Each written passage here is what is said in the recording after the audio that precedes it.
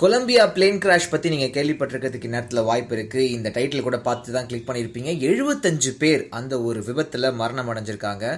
6 பேர் உயிரோட மீட்கப்பட்டிருக்காங்க சார். அந்த ஒரு விமானத்தோட நம்பர் ஃப்ளைட் 2933. 72 பேர் பேசஞ்சர்ஸ், 9 பேர் ஏர் க்ரூ. அது மட்டும் இல்ல, உள்ளுக்குள்ள பாத்தீங்கன்னா பிரேசிலியன் ஃபர்ஸ்ட் டிவிஷன் சாக்கர் டீமும் உள்ளுக்குள்ள இருந்திருக்கு. கிட்டத்தட்ட ஒரு வாரத்துக்கு முன்னாடி தான் அர்ஜென்டினாவோட நேஷனல் டீம் இதே விமானம் ஒரு இடத்துல இருந்து இன்னொரு இடத்துக்கு கொண்டு போயிருக்கு. அது மட்டும் இல்லாம வெனிசுலாவோட நேஷனல் டீமையும் போன மாசம் இதே விமானம் தான் ஒரு இடத்துல இருந்து இன்னொரு இடத்துக்கு கொண்டு போயிருக்கு. இப்போ இந்த ஒரு விபத்து எதிர்பார்க்காத ஒரு விபத்து. பொலிவியாலேருந்து கிளம்பின அந்த விமானம் மெட்லின் பக்கத்தில் வரும்போது ஃபர்ஸ்ட் பெட்ரோல் இல்லாமல் கீழே விழுந்துச்சுன்னு சொன்னாங்க. அதுக்கப்புறம் எலக்ட்ரிக்கல் ஃபால்ட்டுன்னு சொல்லியிருக்காங்க.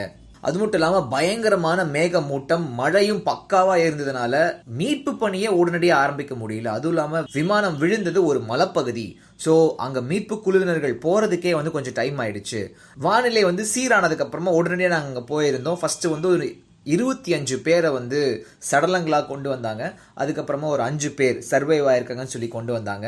அந்த 5 பேர்த்துல அந்த பிரேசிலியன் சாக்கர் டீம்ல இருந்து 3 பேர் இருக்காங்க. மிச்ச 2 பேர் ஏர் க்ரூ மெம்பர்ஸ். எது ஒரு பயங்கரமான செலிப்ரேஷனா இருக்கணுமோ அது இப்போதைக்கு ஒரு ட்ராஜடியா மாறி இருக்கு அப்படின்னு சொல்லி அந்த ஃபுட்பால் டீம் இருக்கிற நகரத்தோட மேயர் இப்போதைக்கு பேட்டி கொடுத்திருக்காங்க. அது மட்டும் இல்லாம உயிர் பொழைச்ச ஃபுட்பால் வீரர்கள் 3 பேர்த்துக்குமே பயங்கரமான காயம் பட்டிருக்கு. அதுல ஒருத்தரோட முதுகுத்தண்டு உடஞ்சிருக்குன்னு சொல்றாங்க. இதுக்கு மேல ஒரு ஃபுட்பால் விளையாட முடியுமா அப்படின்றது டவுட் தான். பட் இவ்வளோ உயரத்திலிருந்து கீழே விழுந்து உயிர் பொழைச்சிருக்காருல, அதுவே ஒரு மிராக்கிள் சார். என்ன வாட்ஸ்அப்ல செய்தி வருதுன்னா 50 நாள் கழிச்சு 2000 நோட்டுக்கு செல்லாதுன்னு அறிவிக்க போறாரு.